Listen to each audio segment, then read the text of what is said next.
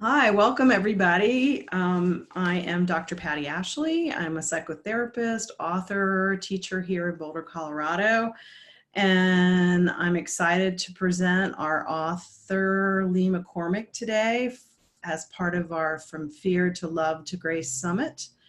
And Lee is a very busy man. He's the author of several books, and he runs healing retreats, and he runs a treatment center in Nashville, and he wears a lot of hats, including a cowboy hat. So welcome, Lee. Thanks for being with us. Yeah, Patty, it's fun. Today it is fun. It is fun. So tell me a little bit about all those hats that you wear. Well, today I'm wearing a cap that came from Joshua Tree, actually. But I wear a cowboy hat because I'm a rancher. I've been in the cattle and horse business for a long time. Okay. I raise grass-finished beef, and my wife and I have our restaurant, the Pinewood Kitchen and Mercantile. Yeah, and I dance around between Teotihuacan, Mexico, and the Integrative Life Center in Nashville, our recovery program, and the cattle company, and whatever else is going on. You make it sound so easy. Well, those things. You know what? I love it all. Like everything I do is something that is a part of something I've loved pretty much, for my whole life. Yeah. And so, yeah, sometimes you get tired, but when you love what you do, you just keep doing it. Yeah.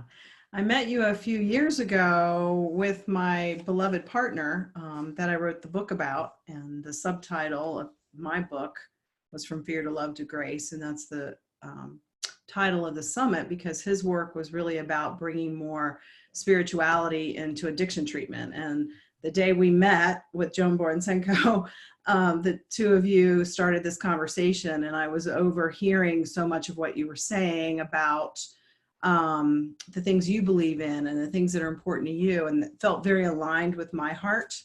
Mm-hmm. So I know that's a pretty broad question, but can you speak to how you see, it's almost like a paradigm shift in terms of treatment. And I also think that there's a similarity, and you want to bring spirituality or wholeness and wellness into addiction and psychotherapy. So broad question. Can you speak to that a little bit? Yeah. So, and in fact, I just heard this as you were saying that. Yeah. People often speak to, we use the term spirituality, right? So spirituality in recovery, or spirituality in this or that. In the context that I would use that word, spirituality, and helping people reconnect to their lives, really the spirituality is about their relationship with themselves. It's not about their relationship with a belief system or a religion. Or something out there in the sky. Yeah, there's nothing out there. Right. That we're not lacking something out there. We're lacking a relationship with our own heart and soul. Yes. And the depth of that, and the mystery of that. And the mystery is a big word in all this, because there is far more mystery than there is known fact. We humans want to think we've got all this stuff figured out. I don't think we have squat figured out. Right. So yeah, I mean, spirituality, the journey of recovery for me is helping people rediscover their own spirit and the spark of life that they are, and to be inspired to see their life and their opportunity as a creative process, as a healing journey. Healing work is a creative journey, yeah. So that's the term spirituality. That's what I get from it. Right. Well, and your book, your latest book, The Heart Reconnection Guidebook, is co-authored with Mary Faulkner, Joan Borensenko, and some other people that you call your tribe of elders. Is that correct? Yeah, that's what I call it. Yeah. We're a cast of characters whose hair are turned gray.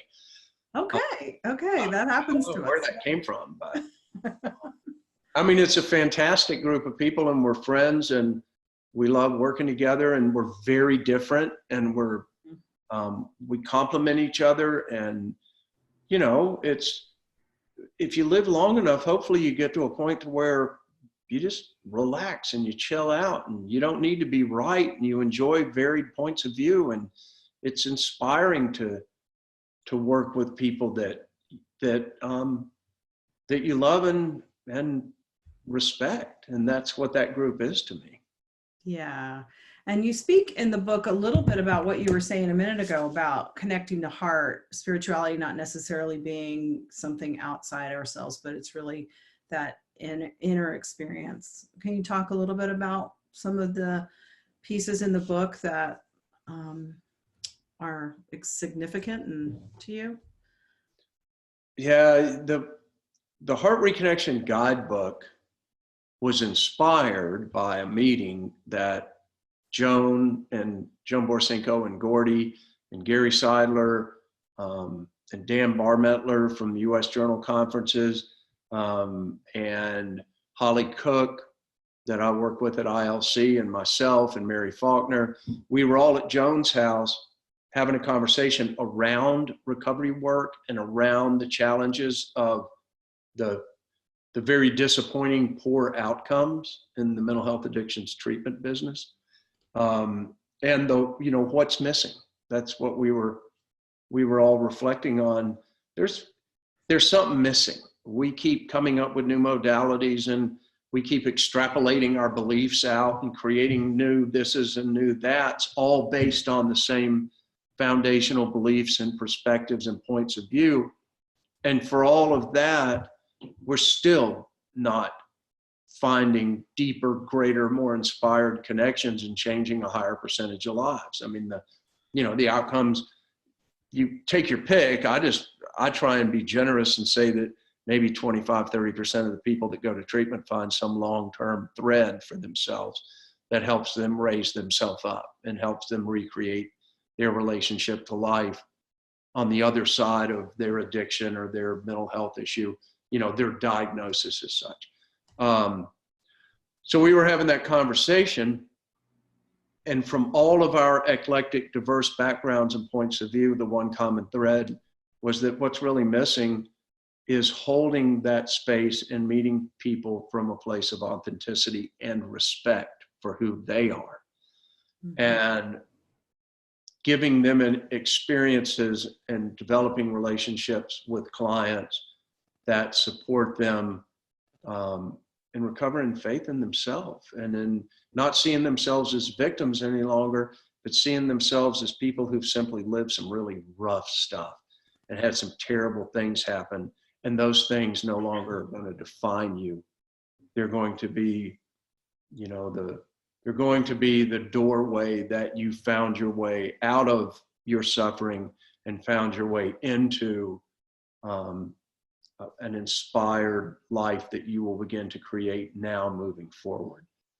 So we move away from the judgment. We move away from the measuring. We move away from taking on identities based on the projections of our world, and we bring people's attention back to their own heart, their own soul, their own dreams, those aspects of themselves that we all get disconnected from in our culture. Right, which is one of the things I remember hearing you say that I was so impressed with, is that it's not looking at the model of disease and disorder in our field. We, our DSM, diagnostic statistical, I can't even say a manual, that gives us diagnoses, is very shaming and very much about what's wrong with you, as opposed to who are you, who's your authentic self, and how do we embrace that, embody that, live that out. And I think that's very similar to my philosophy as well, which is why I was so excited about the work that you do. Can you talk a little bit about how you help people connect with their authentic self? And it's another big question, these big questions. For me, in the work we do in the treatment program at the Integrative Life Center, so the foundation of our programs relationships with our staff, our clinical team, and our RAs. We meet them the same way we meet our clients. You meet people from a place of individual respect, that you are who you are. You have your database of experiences. You have your knowledge, your education, your practices, and you bring all of that with you, okay, when you come to work. And we really have these kind of conversations that the approach that integrative life takes is that we want to meet people from a place of respect. We are not the expert. Right. We have a lot of knowledge. We've gone to a lot of classes. We've done a lot of trainings. So basically, we have a hard drive that's been downloaded with a lot of data, right? But that data is a good basis for us to develop practices, and to reference. But what's sacred in the relationship between a teacher or a healer or a therapist and the client, what's sacred in that is our humanity, and what's sacred in that is that client's life and their opportunity, responsibility to really step into owning where they're at now and what's going on now. And as we know, in the therapeutic process, you support them in starting to unravel their beliefs and their history and their backgrounds and how this led to that and that led to this. And, so the modalities we have, the tools we have at ILC, they're very diverse. We have a whole array of modalities. They're all great. What's different is that we meet clients from a place of respect, and that this is an opportunity for you to rediscover the truth of who you are really, as opposed to giving you a scorecard of you need to count clean days, and you're this is your label, this is your diagnosis, and we're going to teach you how to live a happy, productive life managing your diagnosis. We say, look, your diagnosis is your challenge, and it's real. And we are going to help you learn how to intervene and manage that challenge. And that challenge is not what you are, it's what you're dealing with. Who and what you are is a human being. And we also, at the same time, want to help you rediscover your relationship with your own heart and soul, so that you might end up being inspired to do things with your life that, up until now, you were afraid to, or you didn't have faith enough in yourself to. An inspired life goes a long way. Yeah, that's important work that you're doing. And talk a little bit more about what the ILC is for people who might not know. Integrative Life Center it's a multifaceted mental health addictions treatment program. So we have a full continuum. We actually just got a residential license. We have another in process. So we have a residential level of care.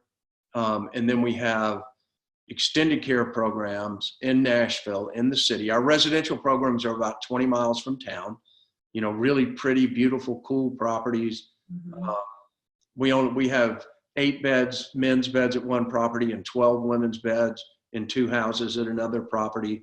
And then the heart of our program really is the extended care work that we do in town, because we have a great deal of experience between us. And what we've realized over the years is that bubble of being in a residential treatment program is amazing. And you get all opened up and you do all this great work, and you're there for a month or 2 or 3. But when you leave that bubble and transition back into what we call the real world, which I think is giving it a little too much credit. Right. But you transition back into the world, well, you get hammered. It's hard, right? Because your heart's open, you've given up, or you've set the intention of giving up all the coping mechanisms that you were doing before you went to treatment, and now you're supposed to go to meetings and call your sponsor and go see your therapist, and your whole life's supposed to just be different. Yeah. Well, good grief, if you've been living a pattern for 5 or 10 or 20 years, those patterns are all still there waiting for you when you get home. So we wanted to create a program where people are doing work on themselves, living in the middle of Nashville. And we're going to the park and doing groups. And we're going out to restaurants, and we're going to the coffee shop, so that you can do a big, intense psychodrama group and process some heavy stuff and work through it. And at the end of group, you can walk down the street and go get a cup of coffee at the coffee shop. And what it does is it normalizes our relationship to the world. And you realize, you know, what's really important here is my relationship with myself. And that's actually more important in my life than me worrying about whatever anybody thinks about it. Right. You know, because the world's so intimidating when you're in early recovery. Yeah. Well, and there's so much shame, right, around addiction and the relapsing and everything, and people have a hard time. I know, because I'm writing my third book on shame right now, and how the shame spiral will just take over. And so that's a big piece of helping people get back out into community, I'm imagining, is dealing with feeling okay about themselves and the shame that comes up. It is. And, you know, another thing that's unique at ILC is that we spend a lot of time teaching awareness. So along the same lines as what you experienced when we went to Mexico together, you know, years ago. And teaching clients, giving them the opportunity, giving them practices that will allow them to begin to develop that witness point of view in their life. So that if they get hooked and shame comes up, that energy comes up, that emotion comes up, that feeling comes up, they can learn to identify it and be a witness to it, rather than necessarily get sucked down the rabbit hole of that loop of, oh God, I'm just a this, or I'm so, you know, getting stuck in those loops, those self-deprecating, self-shaming loops. And work with them while they're in treatment that, okay, when that feeling comes up, can you acknowledge it? And can you just say, okay, here it is. It's here again. And it's very Byron Katie-ish, right? I love Katie. Is that, you know, is that really true? Right, right. And when you can do that in community, and you can do it in the setting of a program, and you can help people realize, we do a lot of journaling. So at the end of the day, you'll journal your day's experiences and identify the moments of shame, identify the moments of joy and the breakthrough moments and the aha moments, and also the moments of conflict or anger or reaction, and journal it not from the point of view of judgment, journal it just to capture those interactions, and then look through the course of that day and what can you learn about your relationship to life. And it's real time. You do that on a daily basis, it's really powerful. Mm-hmm. Yeah, yeah.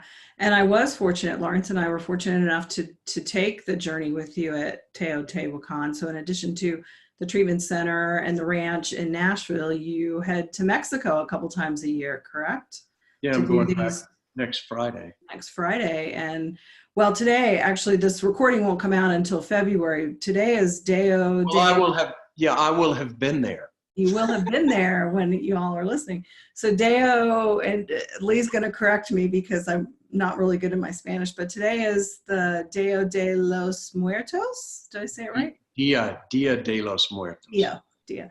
And so I thought that was interesting here. We're having a conversation about connecting to heart, and tell and the trip and the Mexico retreats that you do. So I don't know if it's relevant or not, but speak to that for me, Lee. Well, it's all here. it's all relevant today. Well, I told you that this morning I poured a sweat lodge, and we had 30 clients from Integrative Life Center in the lodge. And the talk I had with them before the lodge was around the Day of the Dead and the legacy that we inherit, the epigenetic imprint that comes with the blood of our bodies and the 7 generations back. Yeah. That I hear in 14, but Excuse 7. Me? I hear it's 14. You're saying 7. Well, you know what? How are they going to figure that one out? I don't really know. But that's true. like several native traditions say it's 7, so I'll just go with 7. Okay, we'll go with 7. Sorry. Whatever the exact number is, the deal is we're born into bodies that come with a whole lot of imprinted memory in them. Lots of stuff, right? Yeah. And so our opportunity is to come to realize from an empowering standpoint that the healing work that I'm doing on myself, the healing work that we do on ourselves, a lot of that came through the human legacy that we were born into and inherited. So when I heal a trauma or I heal an addiction or a behavior that evolved out of some deeper wounded root cause, when I heal that and I release the energy from that, not define myself by it, not create an identity based on it, but literally work through it, identify it, and release it over and over and over again until that energy no longer has any hook for me. A memory can come up, but there's no reaction, right? There's no emotional reaction. You just remember it and it's like, yeah, that happened. You know. So Dia de los Muertos is a Mexican celebration of our ancestors. Am I understanding that correctly? Yeah, I think it's a celebration of the lives of the people that we have loved. And it's a celebration of the lives of our families that have passed on and gone on ahead of us into the spirit world. You know, we're taught in our culture that our great-great-grandparents are in the past. But if you turn it around, you realize, wait a minute, my great-great-grandparents were here first, and now they've gone on out ahead of me into the spirit world again. Right. So they're actually in front of me. They're not behind me. Right. Which is kind of funny. Which is kind of funny. Well, because there's no time outside of this body. That's part of the mystery, right? Well, I guess, but, you know, so celebrating the legacy, celebrating the people that we love, celebrating our family. For instance, when you create your altars for Day of the Dead, you'll have photographs of the people in your family that you love. You'll have their favorite foods, their favorite smoke, their favorite alcohol, their favorite books, their favorite clothes, their hat. You might tie their horse up because their spirits are coming back to visit. Yeah. Lawrence and I did that up at Gold Lake for at this time of the year a few years ago, and we had people bring pictures and relics, and it was quite powerful feeling the energy of our ancestors. And it's interesting again that we're doing this interview today because I feel like Lawrence is probably just so excited that we're working with healing a lot of the pieces of what he wanted to do in his lifetime. And now that he's no longer with us and we get to continue that, it's pretty exciting to just step into the work of looking at what we need to be more whole. And so next time you come to Teotihuacan with me, you gotta bring a little suitcase with Lawrence's favorite stuff and we'll set up an altar for him. He'll show up. Yeah, he'll love that. Yeah. It was funny. You did this exercise there where we had to die to ourselves, correct me if I'm wrong, and then write our own obituary. Mm-hmm. And Lawrence got delayed to get to the exercise because he was always busy talking to people. And we stopped to talk to some of the people selling their wares on the way, and he missed the assignment. So he actually wrote, instead of what you said to do, he wrote his obituary as if he lived to be 80 years old, and he died before me. So he shared that with me that night. And I thought that was really interesting that he thought he was going to live to be 80 and now I'm the one here continuing the legacy. But that was a great exercise because I think it goes back to what you were talking about, like dying to our former selves and really recreating a more authentic, or digging up. In my work, it's digging up the authentic self that's always there, but we lose it. So well, it's almost, what else can you say about Teo? From if you take a Buddhist point of view, I believe that we actually are reincarnated more than once during a singular lifetime. I've lived several incarnations in this lifetime that were complete alternate realities to the one that I live in today. Well, that's an interesting, I never thought of it that way. I know that I feel completely different than 40 years ago. I don't even recognize that person, so I never thought of it that way. Well, and if you look at it energetically, which is another aspect that, because of my relationship with the shamanic world and, you know, the indigenous healers and all that, there's such an awareness and working with energy the whole time that you're working with story and behaviors, is that if you literally work with folks and helping them cut the energetic cords that keep them attached to the past, make peace with the past, work through the story, use the modalities that we have available, right, to process all that stuff. And once you've processed it all, make a conscious decision. Do you want to continue to carry that energy around with you? Because every time you indulge in that old story again, you're feeding that story and you're keeping it alive. You're giving it power when you give it your attention. Right? You understand? Right. Oh yeah, right. We're restoring. That's all of what I'm writing about right now, and is writing a new story that's not about the old shame and what's really important is that you consciously cut the cords of attachment to the old story first. Right. That's why the sweat lodge is so important in a healing program, and why it's such a part of Integrative Life Center, is when clients have been doing all this heavy work on themselves for a couple weeks, and all that energy's all over them of all their traumas and all their behaviors and all their stuff. I take them to the lodge and say, okay, the lodge is the place where you can ask for help in cleaning yourself of all that stuff. It's time to let it go. Yeah. You know, and intentionally cut the cords to it, release it. Either that or we walk around looking like Pigpen and Charlie Brown. It's around us and on us all. Right. Yeah. And the Great Pumpkin. And the Great Pumpkin. There we go.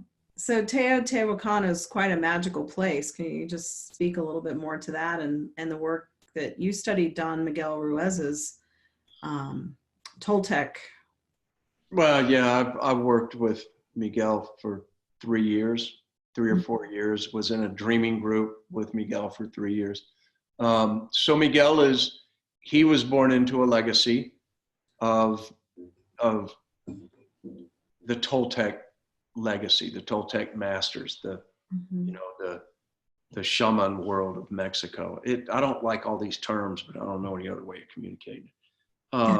He was born into a legacy of conscious people going back many generations who understood and lived a relationship with life and life as energy and life as consciousness.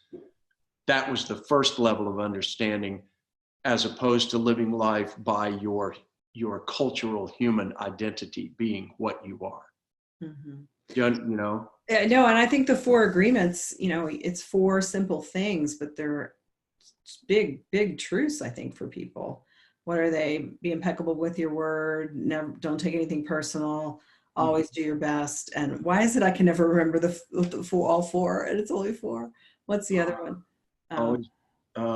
Always do your best. And don't take anything impeccable personal. With your word. Impeccable with your word, and one more. Always do your best. Impeccable with your word. I don't know. I'm spacing out now. I know. It's funny. I do it all the time. There's 4. And don't take things personally. Don't take them personally. Yeah. Always do your best. Be impeccable with your word, and one more. But anyway. And don't. Okay. Well, his 5th agreement was don't believe yourself. Okay. There you go. Then that's why I can't remember. But anyway. Listen to what you think. Listen to what other people have to share. Like, pay attention. Listen. Yeah.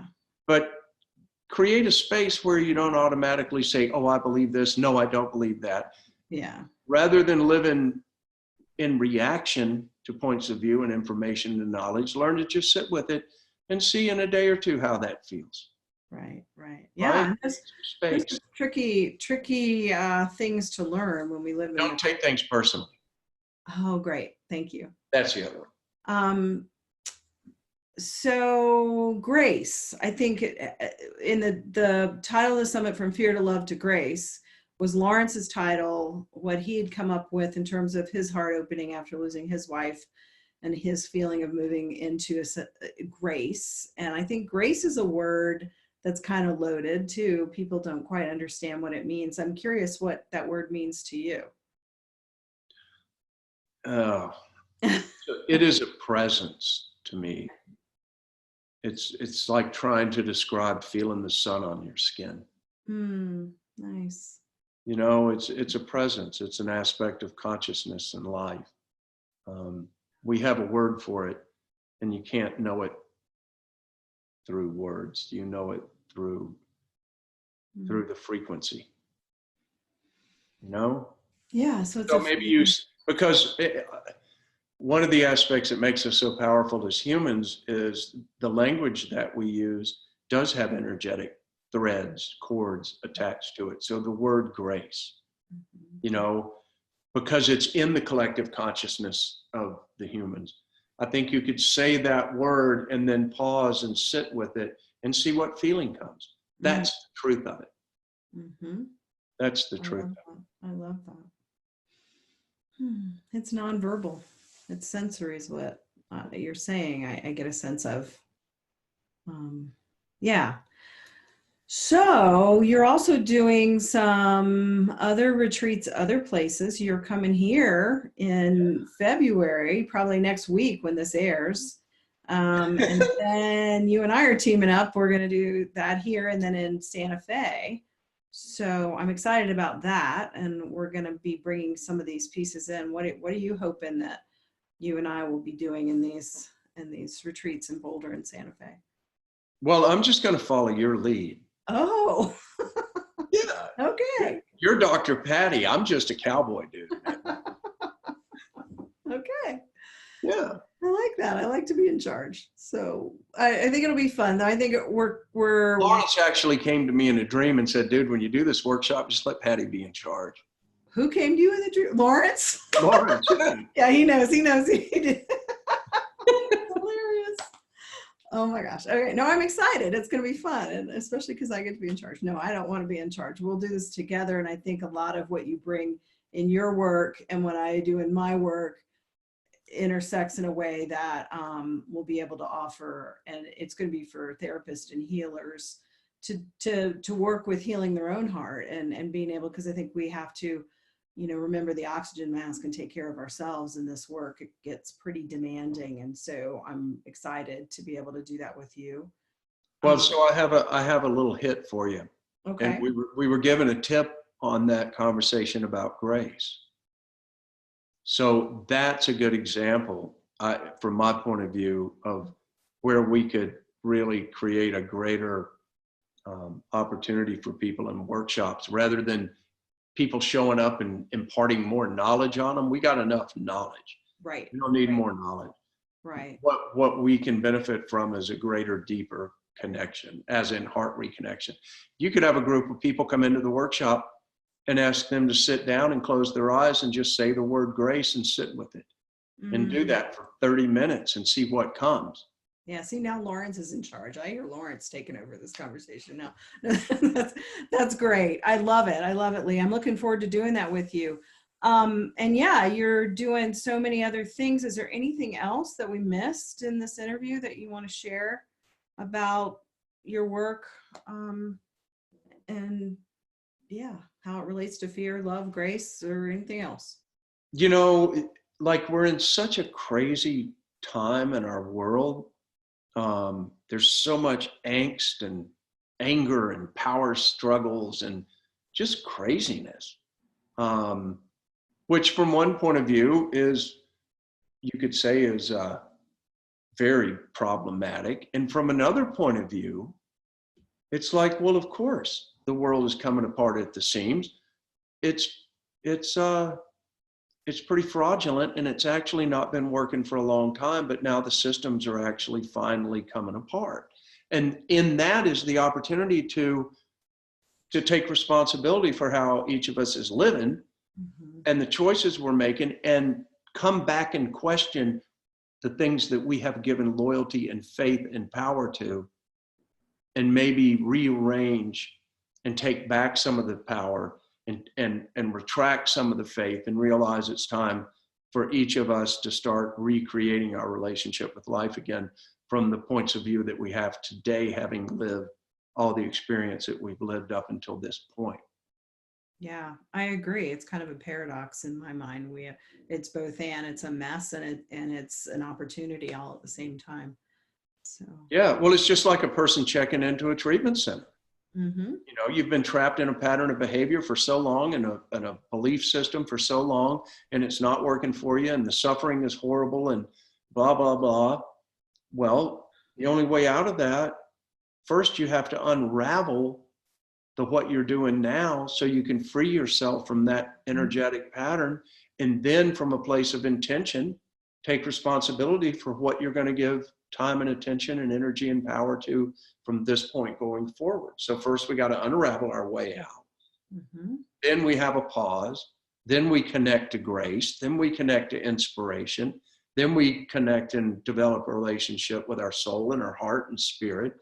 Then we create our life over again into a second or third incarnation in this same lifetime. You don't have to leave your body to be reincarnated. Yeah. Yeah. Wow. That's powerful. I think we're doing it. And I'm so glad we had a chance to chat for a little while today. You have a ton of websites too, in addition to all your hats, you have lots of websites. So we're going to have a link with this, with how people can get in touch with you. But what's your number one website that you want to? Integrativelifecenter.com. Okay. Okay. Integrative, it's not integrated, integrative. Integrativelifecenter.com and spiritrecovery.com. Okay. Okay. So we'll have those in the link as well, but it's good to know. Thank you, Lee. I appreciate your time, and I'm excited about what we'll be doing in February and March. And I just made that face because my wife let the dog in and he just dropped his ball right here. oh, we didn't even know. I thought it was a fly in the air or something. You were like, yeah, no, my wife's over here making faces at me. So say hi, me. Tell her I said hello. All right, Lee, thank you so much. Okay, Patti, thank you. All righty. Bye-bye. Stop recording. Yes. Stop.